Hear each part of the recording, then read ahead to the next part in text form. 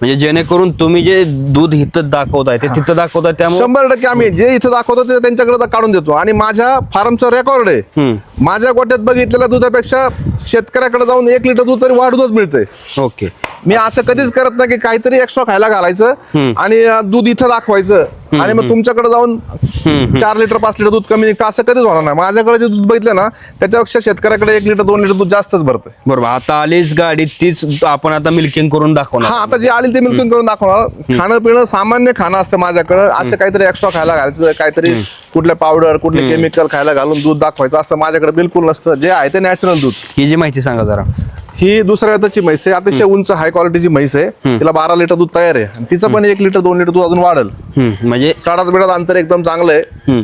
उंच हाईट चांगली हायटेड म्हैस आहे. 2 लिटर तुम्ही कमी सांगताय, जेणेकरून 2 लिटर दूध आपण कमीच सांगतो. माझ्या फार्मचं रेकॉर्ड आहे, माझ्याकडे जे दूध कस्टमर बघून गेलं ना त्याच्यापेक्षा 1 लिटर 2 लिटर दूध हे जास्तच निघालेलं आहे. ओके. मी सांगितलं इथं 12 लिटर आणि 10 लिटर निघालं असं कधीच झालेलं नाही. माझ्या फार्मवर जे शेतकरी दूध बघून नेलेले त्यांच्या फार्मवर माझ्यापेक्षा 1 लिटर दूध वेळेला कमीत कमी जास्त निघालेलं आहे. ओके.